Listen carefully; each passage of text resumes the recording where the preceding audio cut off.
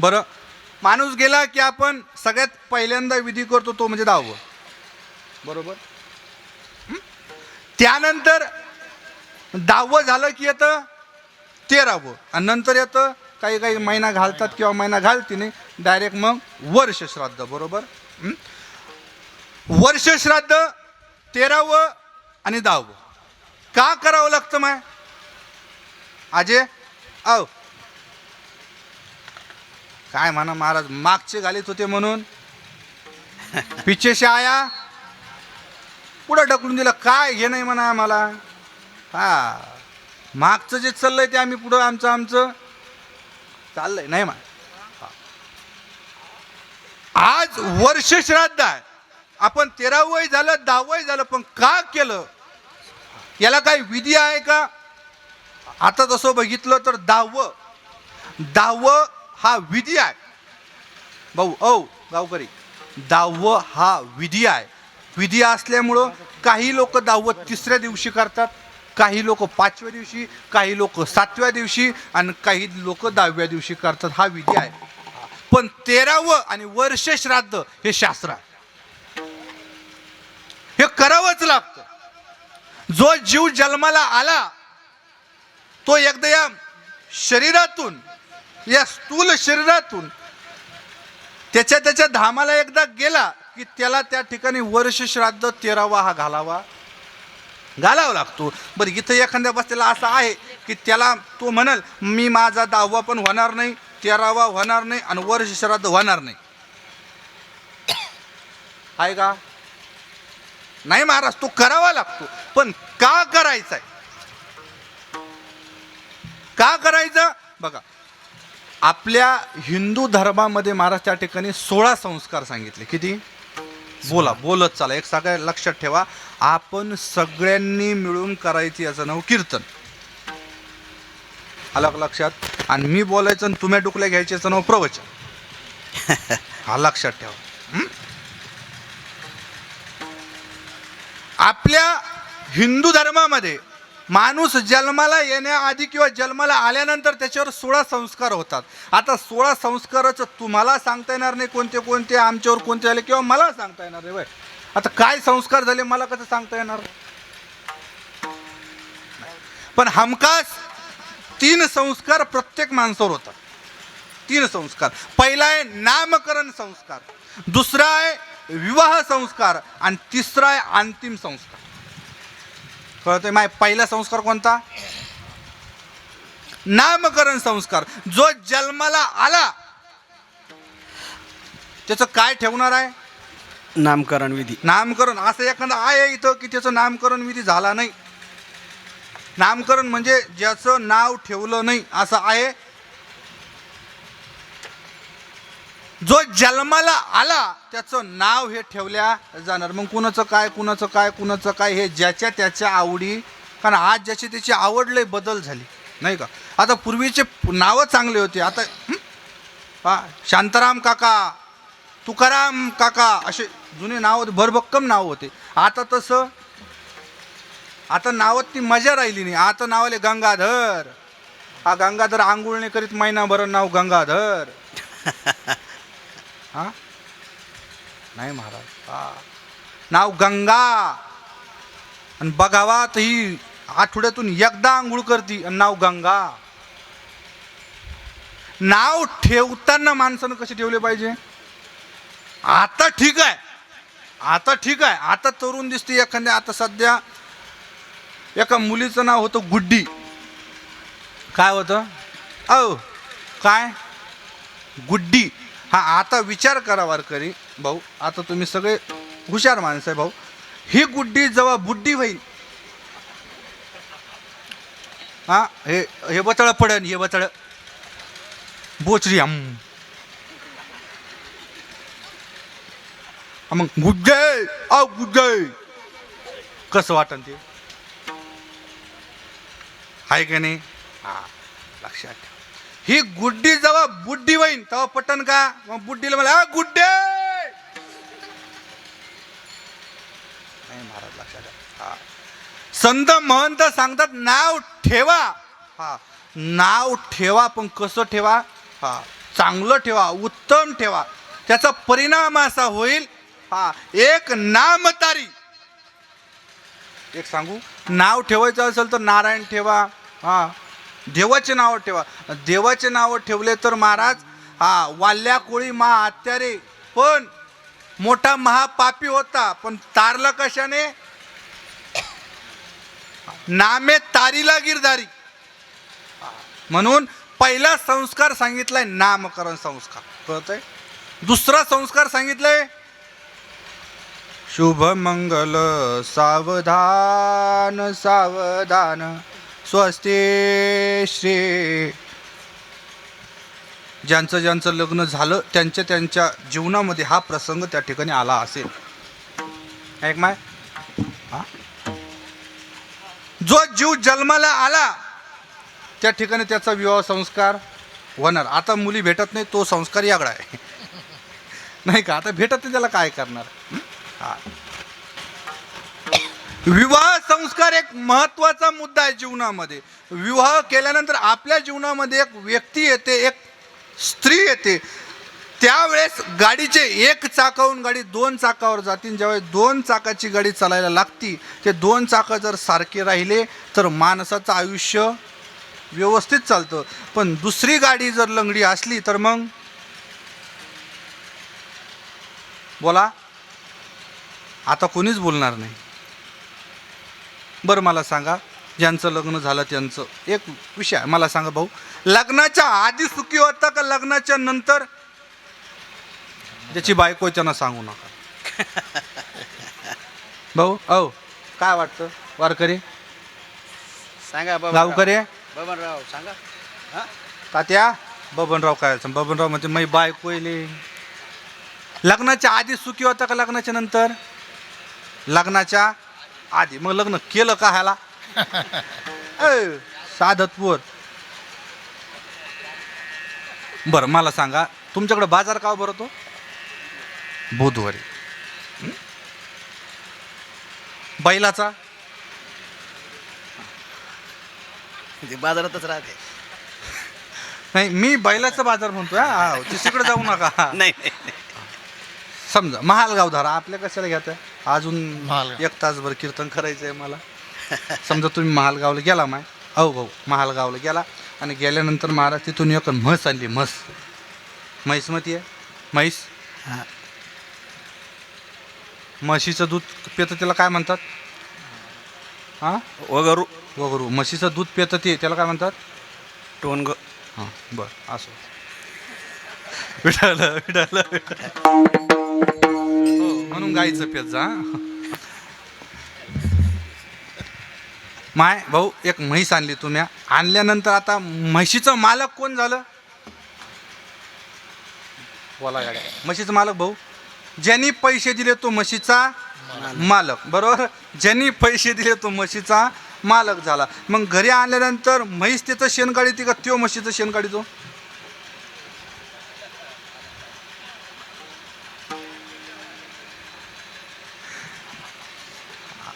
लक्षात घ्या. म्हणजे खाओ तो पछताओगे, अरे न खाओ तो. विवाह संस्कार. आणि तिसरा संस्कार सांगितलाय अंतिम संस्कार. कळतंय? अंतिम संस्कार. जो जन्माला आला त्याच्या जीवनामध्ये शेवटचा दिवस म्हणजे अंतिम दिवस हा ठरलेला.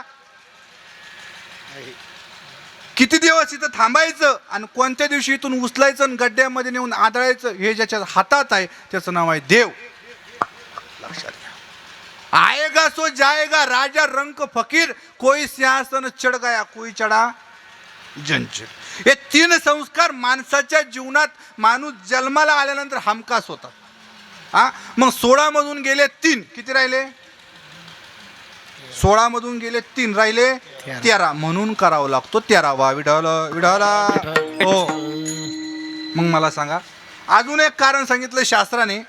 ज्यावेळेस माणूस या शरीराचं तादात्म्य सोडतो, हे शरीर नाशवंत अवस्थेमध्ये होतं. या शरीराला आता अग्नी डाग द्यायचा.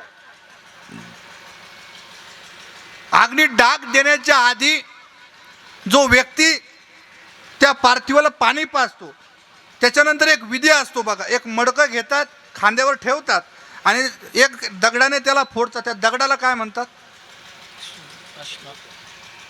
आश्मा. बरोबर.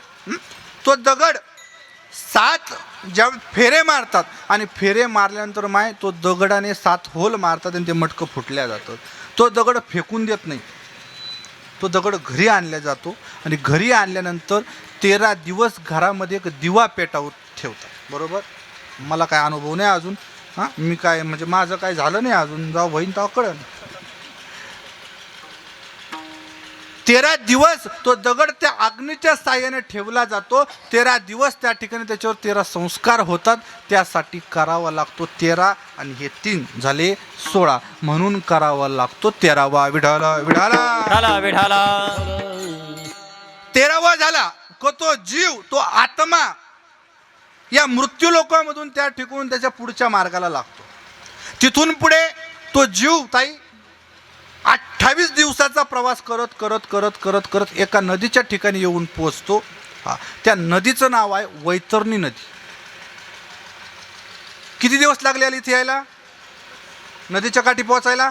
28. पहिले 13 कुठे गेले? पहिले 13 आणि हे 28 किती झाले? 13व्या दिवशी जीव निघाला आणि 28व्या दिवशी वैतरणी नदीच्या त्या ठिकाणी काठावर आला. 41 दिवस.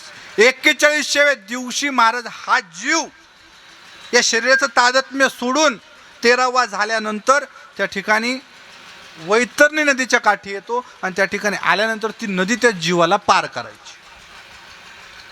आता जीवाला पार करायची पण ती नदी साधी सुधी नाही. त्या नदीमध्ये भागवतामध्ये असं सांगितलं 28 प्रकारच्या नरकाचं वर्णन त्या ठिकाणी आलेलं आहे. 28 प्रकारच्या नरकाचे खान त्या ठिकाणी सांगितले. मग हे 28 प्रकारचे नरक ही नदी आपल्याला पार करायची. कशी करायची आहे? त्या ठिकाणी एक गाय असती, तिचं नाव आहे कामधेनू. ही कामधेनू काय करते? या जीवाला तिच्या पाठीवर बसवून पहिलं तीराला नेऊन सोडते. पण इथे एक पण लागलाय भाऊ. कोणत्या जीवाला नेऊन सोडते? ज्या जीवानं जीवनामध्ये एकदा तरी गोदान केलं असेल, ज्या जीवानं एकदा तरी दान धर्म केला असेल, अन्नदान केलं असेल, त्याच जीवाला ती गाय कामधेनू पहिल्या तीराला नेऊन सोडते. म्हणून संत महात्मे ज्यावेळेस येतात, सगळ्यात मोठं काय सांगतात? पहिलं काय करा? आपल्या बेटाचं ब्रीद वाक्य आहे, लेने को देने को नदान. लक्षात घ्या. घ्यायचं तर हरिनाम घ्या. इतर गोष्टीत पडण्यापेक्षा हरिनाम घेतलेलं कधी. कारण सोबत इथं विचार करा, 40 एखाद्याचं वय 40 असेल, एखाद्याचं 50 असेल, एखाद्याचं 60 असेल, 70 असेल, 80 असेल. ते 40च्या वर गेले का भाऊ? जे 40च्या वर आहे त्यांना एक प्रश्न आहे माझा भाऊ. तुम्ही 40 वर्ष संसार केला, 40 वर्ष संसार केला, मग 40 वर्षामध्ये तुम्ही तुमच्या स्वतःसाठी किती जगला? काहीच नाही. बोला, जाऊ घरी. असं विचारलं का मातीत मान होत्या. तिथंच जायचंय. बोला. नाही, सवय काय झाली भाऊ माहिती आहे का? आत्तापर्यंत कीर्तनकार येतो, त्याचं बोलत आहे, त्याचं सांगत आहे, ऐकणारे ऐकते, ऐकू वाटलं तर ऐकते, नाही तर मग शेजारची रंगवाई भेटती, गंगूताती भेटती, चिमत्याती भेटती, शांता अक्का भेटते. मग काय चाललं बरं, एकानं साडी कुटून घेतली, श्रामपुरून घेतली, याच्यात आपला टाईम गेला. माय आजी तो 40 वर्ष संसार केला. आता या आजीला जरी विचारलं, माय तो आहे घरामध्ये चमचे किती, तांबे किती, गल्लस किती, ताटलं किती, बरं शेजारचीनं किती दिवस झाले नेलंय, कधी आणून दिलंय, पीठ किती उसणं नेलं, हे सगळ्या सांगतील. माऊलीला इथून जरी विचारलं, लाटणं कुठं ठेवलंय, माऊली सांगन, एक काम करा, घरात जा, गॅसची सिलेंडरची टाकी असन, त्याच्या खावर पोळपाट असन, त्याच्या खाली एवढं सगळं माहिती आहे. पण मी विचारतोय 40 वर्षामध्ये फक्त तुम्ही तुमच्या स्वतःसाठी किती जगला भाऊ? लिंबाखालचे का तुमचा या गोष्टीचा काही संबंध नाही?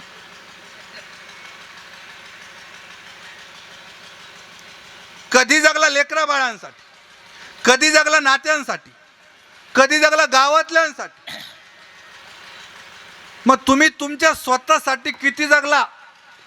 आहे उत्तर.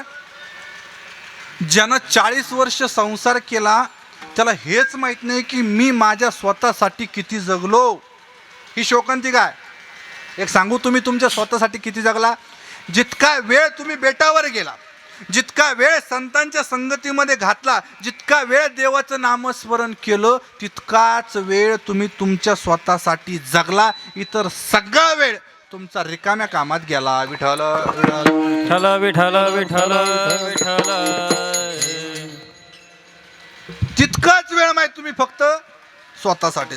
कारण इथं जेवढं नामस्मरण केलं, जितक्या टाळ्या वाजवल्या, जितकं देवाचं नाम घेतलं, हे कोणी घेऊन जाऊ शकतं? तुमचा पैसा जाईल, तुमचा बंगला जाईल, तुमचं वावर जाईल, तुमची इस्टेट जाईल, बँकवरचे पैसे जातील, पण नामस्मरण केलेलं नाही महाराज. कारण एक नामतारी देवाचं नाव असं या भवसागरातून भावसागरामध्ये घेऊन जातं, त्याचं देवाचं नाव आहे. मग संत महात्मे सांगतात अन्नदान करा. त्याचं कारण आहे, ज्यावेळेस या जीवाला ती नदी पार करायची आहे, ती गाय त्याच जीवाला घेऊन जाते ज्यानं आयुष्यभरात गोदान केलंय, अन्नदान केलंय, दान धर्म केलाय. कारण या ठिकाणी एक श्लोक सांगितलाय, शतविहाय भोक्तव्यम सहस्रम स्नान आचरते लक्ष विहाय दांतव्यम आणि कोटी तत्वा हरी भजे. मला काय सांगायचं कळतंय? काय सांगितलंय? शतविहाय भोक्तव्यम सहस्रम स्नान आचरे लक्ष विहाय दांतव्यम कोटी तत्वा हरी भजे. शतविहाय भोक्तव्यम, आजे 100 कामं सोडा आणि जेवण करा सांगितले.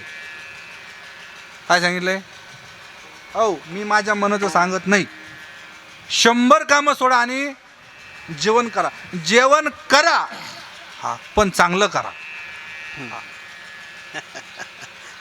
कळतंय मला काय बोलायचंय?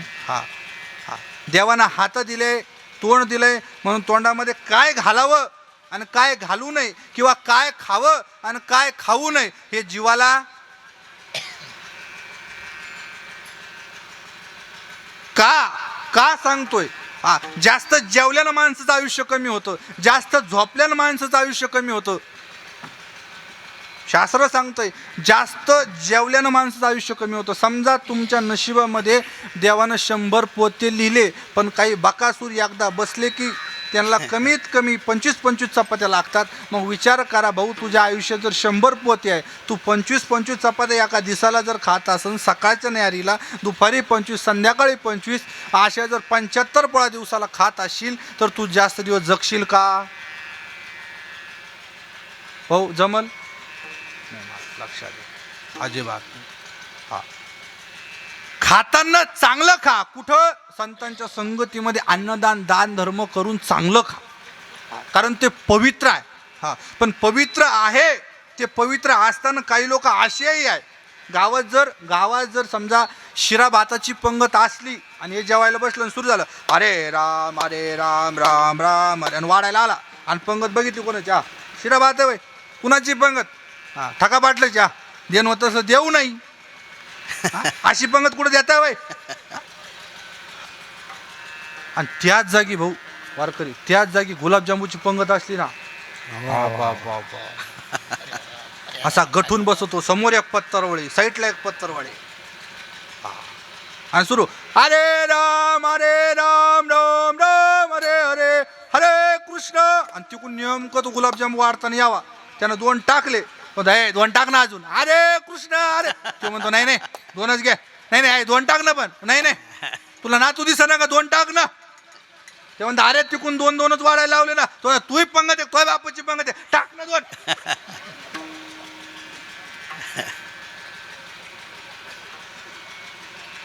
या असं आहे आपलं परिस्थिती, लक्षात घ्या. विषयाला विषय लांबवायचं म्हणलं तर इतकं लांबतोय. काय खावं, कुणासोबत राहावं आणि कसं जगावं हे सुद्धा संत महात्मे सांगतात. युक्त आहार विहार, न घडे नसावे बासर निद्रा, काय खावं आणि कुणाच्या संगतीत जावं हे संत सांगतात. नाही तर मग जेवला वारकऱ्याच्या पंक्तीत आणि हिंडला बेवड्या संग. नाही महाराज, फार फार कठीण आहे, लक्षात आहे, फार कठीण आहे. शतविहाय भोक्तव्यम सहस्रम स्नान आचरते. 60,000 काम बाजू सोडून आंघोळ करा. जुम्मे का जुम्मा. आणि पुढं सांगितलंय सहस्रम स्नान आचरे.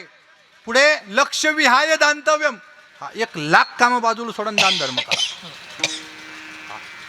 मी तर असं ऐकलंय माय, आपल्या गावाची, खरंच महाराज, गाव माझ्या अंदाजी मतदान किती आहे आपल्या गावात? 1100. 1100 म्हणजे असं ऐकलंय मी, या गावातून जेवढी पट्टी जाती 1100 मंडळीतून, तेवढी कमीत कमी 3-3 हजार असणाऱ्या मंडळींच्या गावातून सुद्धा तेवढी त्या ठिकाणी पट्टी म्हणा वर्गणी बेटावर जात नाही. लक्षात, ही दानाची, महाराज दान करायची ताकद बी तेवढी. काही काही इकडे पैसा भरपूर आहे पण दान करायची ऐपत नाही. दान करायची ऐपत नाही महाराज, लक्षात ठेवा. आपल्या जीवनामध्ये माणसानं जर दान केलं तर त्याचा परिणाम असा होतो, जीवनामध्ये माणसावर काही संकट जरी आले, काय वाईट जरी घटना घडणार असली तरी महाराज आपलं पुण्याचा साठा इतका प्रबळ असतो. कारण दिदले एक शीत दान होय कोटी कुळ उद्धरती. उगाच कुठलं उचलायचं आणि कुठं लावायचं असं नाही, लक्षात घ्या. भाताचा एक शीत दान केला तरी कोटी कुळ उद्धारतात. विचार करा, हा दान धर्माचा महाराज त्या ठिकाणी परिणाम सांगितला. एवढा मोठा वाटा आहे दान धर्म करण्याचा केल्यानं. पण एक कळणाऱ्याला आहे. कारण गावामध्ये असं झालंय, आज मला सांगा, तुमच्याकडे आहे का ते मांजर आडी गेली का काम होत नाही म्हणत्या? आहे अशी मांजर आडी गेली का लोक म्हणते नाही काम होणार नाही, आता वापस चाला, नाही 5 पावलं मागा जात्या आणि मग पुढं चालायचं. आहे खरं सांगू हो, 100 मांजरी संघाच आडव्या जाऊ द्या काम नक्की होतंय. किती? 100 मांजरी संघच आडव्या जाऊ द्या काम नक्की होतंय. एक माणूस आडवा जाऊ द्या सप्ताह बंद पाडतंय.